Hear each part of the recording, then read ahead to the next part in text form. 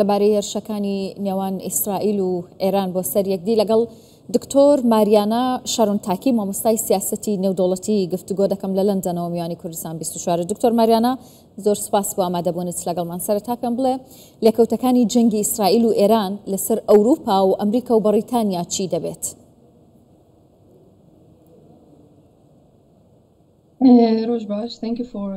زۆر سپاس بۆ ئەم باگەشتنامەیە. سەرەتا بەر لەوەی باسی ئەو کاریگەریانە بکەم دەمەوێت هەندێک شت باسکەم کە زۆر گرنگە، ئەویش کاری ئێرانە و هەروەها چی وای لێکردنەوە سیاسەتە بەکاربێنن. ئێمە دەزانی هەڕەشەی لەسەرە لایەن ڕۆژئاوانەوە و هەروەها داپێدانانی ڕژەمێکە دێدا، بەڵام دوای ئەوە سیاسەتی دەرەوەی ئەو وڵاتە دەڵێن کە هاوڵ دەدا پاراستنی ئەو ڕژێمە بکات کە تێیدا، و دووەمیان دەبێ ئەوە شتێ بگەین کە پێکهاتەیەک هەیە لە هەردوو ئایدۆلۆژی ناشناڵیزم و هەوڵی دووبارە دروستکردنەوەی هەژمونی ئێرانی بەسەر جیهانەوە. و لەم چوارچێوەیەشدا ئێرانیەکان هەندێک کەمەنەتەوایەتیان تێدایە وەکو عەرەب و سونەیەکان، و هەروەها ئەم تێگەیشتنە ئایدۆلۆژیای کە هەیە لەوێ بەهۆی ئەوە هەز بە قوربانی بوون دەکەن، بۆیە و هەروەها دەرفەتوازی و هەڵپەرستی ئێرانیەکان وای کردووە کە ئەم بەو شێوەیە هەستکرد. ئەوەی تریشیان کە پێوەستە بۆی کە جەناب پرسیارت لێکردم لەبارەیەوە، بۆیە پشتیوانی هەر جموجۆڵێک کە هەر پێک هاتەیەک لە دژی ئیمپریالیزمی ئەوان یان ئەوتر ئیمپریالیزمی دەرەوە ڕوودەدات، بۆیە پێویستیان بە پشتیوانی حەزب الله و لوبنانیەکان و حەماس و هەروەها ئەوانی تریشەیە. بۆیە بە تێگەشتن لەمە بینە سەر ئەو پرسیارەی کە بەڕێزت لێتکردم، پێم وایە ئەمە ڕاستە، ئەمە بەردەوامبوونی ئەمە بۆ هۆی دروستبوونی ئەمەی کە لە زمانی جۆرج بوشیشدا ڕوویدا بۆ ڕۆژهەڵاتی ناوەڕاست، و هەروەها ئەمەش بەشێکە لەو گونجانە. بۆیە پێک هاتەکانی ڕۆژهەڵاتی ناوەڕاست هەردووچەن عەرەبەکان و ئەوانی تریش هەمان دۆخیان هەیە. بۆیە لە ساڵی 2003 لە عێراق کە ڕوویدا، هەروەها هەرێمی کوردستان، بۆیە سیاسەتی دەرەوەی ئەمریکا وای کرد عێراق ڕێگە خۆشکەر بوو بۆ ئەو گۆڕانکاریانەی کە لە ڕۆژهەڵاتی ناوەڕاست ڕوویدا، و هەروەها ئەمەش کاریگەر ڕنگدانەوەی خۆی هەبوو لە هێرشەکانی 2 ئۆکتۆبەریشدا. ئەوەی تاکید کردەوە کە جەنجێک لەگەڵ ئێران ڕوودا کە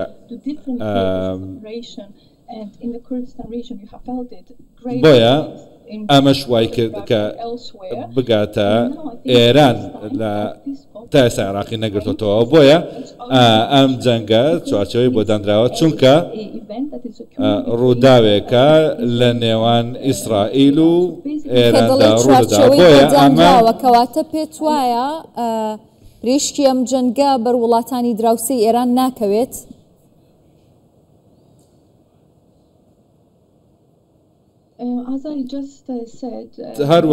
هەروەکوتم کاریگەریەکانی بەسەر هەموو ڕۆژهەڵاتی ناوەڕاستەوە هەیە کە باسیەوە دەکەین تاوەکو ئێستا کە بینیمان کە چی لە سووریا ڕوویدا و تایبەت بە ئێرانیش ئەو گۆڕانکاریانەی لە ڕۆژهەڵاتی ناوەڕاستدا ڕوودەدان بە تایبەتی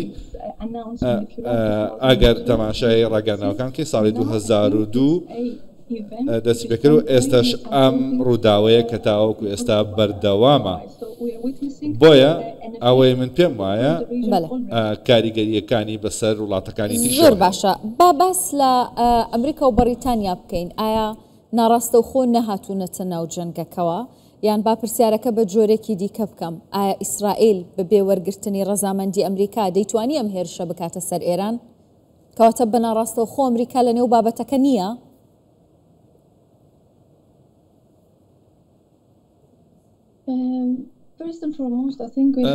پێش هەموو شتێک دەبێت دامبەوەدا بنین کە لە جیهان بە شێوەیەکی زۆر جیاواز دەگوزرێت لەو شێوەیە کە دەخوازن. بۆیە هەندێک شت کە چاوەڕوان نەکراوە، بۆیە لە ماوەیەکی زۆر کەمدا دەکرێت کاریگەری زۆر و دەرەنجامی زۆر گەورەی هەبێت. بۆیە لەسەر ئەم بنەمایانە من پێم وانییە کە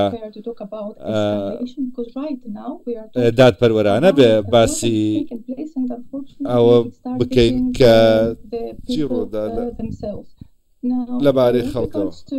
بۆیە سەرنجڕاکێشە کاتێک کە باس ئەو پرسیارت لێ کردم بۆ دەمەوێت تۆزێک زیاتر شرۆڤێ بکەم، هەروەها باسی بەریتانیاش بکەم ئەوەی کە لەوێش دەگوزارێ.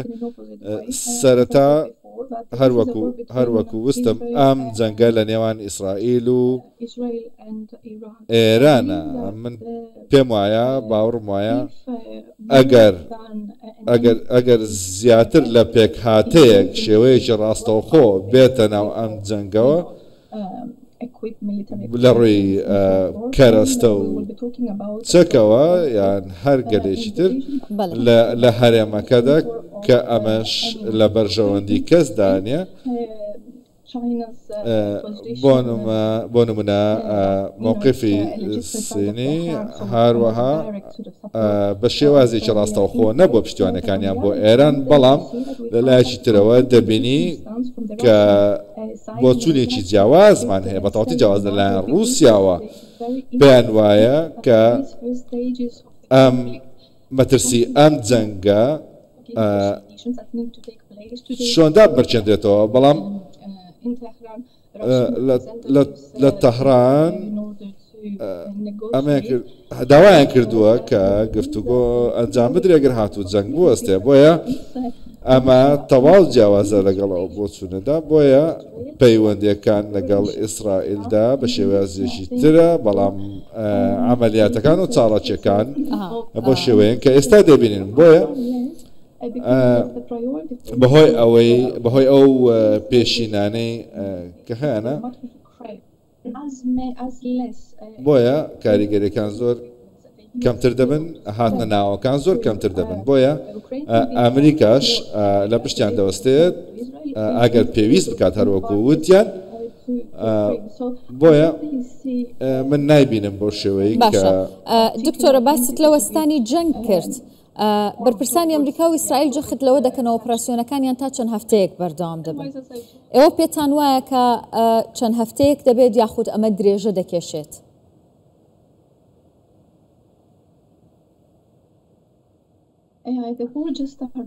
من ئەوەی کە دەبینم پێم وانییە کە بەم زوانە تاوا دەبێت یان با بڵێن بەیانی تاوا دەبێت. هەروەکو دۆناڵد ترامپ وتی شتی زیاتر بەڕێوەیە، ڕەنگە ڕووداوی زیاتر ڕوو بدات لە میانی ئەو جەنگەدا. بۆیە پێم وایە ماوەیەک بەردەوام دەبێت ئەو جەنگەش تا دێپەرە دەستێنێت. باشە. و هەروەها من پێم وایە هەروەک وتم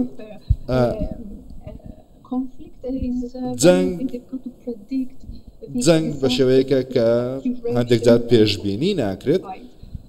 بۆیە ئەمەش تەواو جیاوازە ئەم جەنگی کە ئێستا هەیە. بۆیە پێم وایە بەردەوام دەبێت.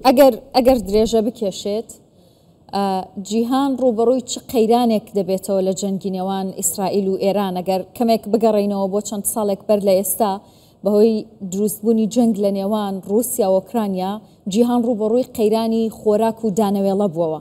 ئێستا چاوەڕێ دەکرێت جیهان ڕوبەڕووی چ قەیرانێک ببێتەوە بە تایبەت کە چاوەکان لەسەر گەروی هورمزن؟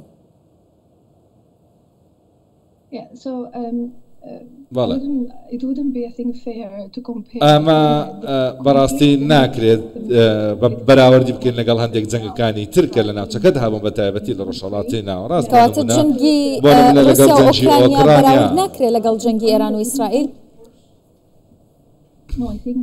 نەخێر پێم وایە ناتوانانی بەراوردیان بکەیت چونکە ئەم دوانە جیاوازن لە چوارچێوەیەکی جیاوازدان لە دەقێکی جیاوازدان.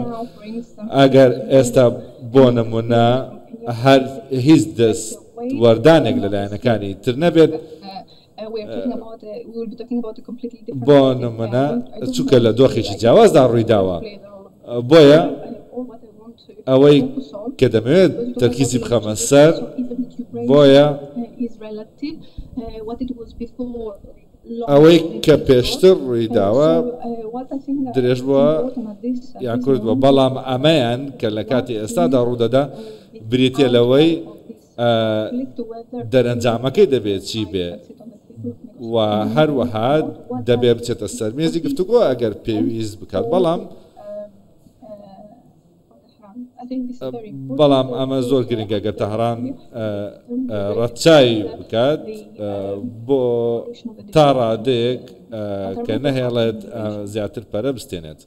کەواتە پێت وایە ڕۆژانی سەختتر چاوەڕێی ئێران بکەن؟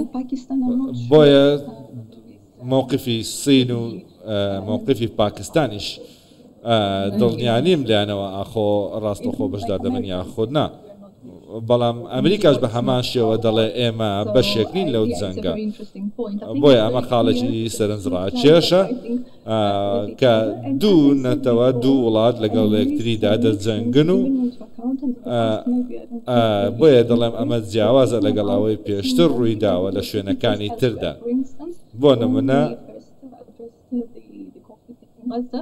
کاتێک کە جەنگی غەزە ڕوویدا لەبارەی پەیوەندیەکانی نێوان ئێران و پێکاتەکانی ناو فەڵەستین بوو بەرامبەر بە ئیسرائیل. بەڵام کاتێک کە جەنگی غەزە ڕوویدا ینی ئەوەی کە بینیمان لە بەجێهێشتنی غەزە بە تەنیا وێرانکاری ئەو کەرتەی گرتەوە. پێت وایە کە ئێران بەجێ دەهێڵڕێت بە تەنیا لەلایەن هاوبەشەکانیەوە لەلایەن دۆستەکانیەوە و خۆشت ئاماژەت پێکرد لەلایەن چین لەلایەن پاکستان ئەگەر بە تەنیا بەجێ بهێڵڕێت ڕۆژانی سەختتر چاوەڕێی ئێران دەکات؟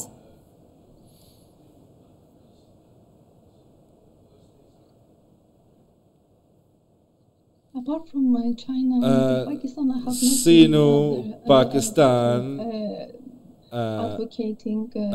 پشتیوانی خۆیان دەربڕیوە بۆ ئێران لەم جەنگەدا هەمان باسی کۆتایی هێنان دەکەن بۆ ئەو جەنگە و بگەڕێنەوە سەرمێزی گفتوگان هەروەها لە ڕێگای گفتوگۆی سیاسیەوە ئەمە چارەسەر بکەن. باشە. ئێستا ئیسرائیل چی ماوە بەدەستی بهێنێت لە کاتێکدا هەر خۆی دەڵێ زۆرینەی بنکە سەربازیەکانی سوپای پاسداران وێزگا ئەتۆمیەکانیان لەناو بردووە بەشێکی زۆر لە سەرکردە باڵا سەربازیەکانی ئێرانیان لەناو بردووە ئێستا چی دیکەی دەوێت؟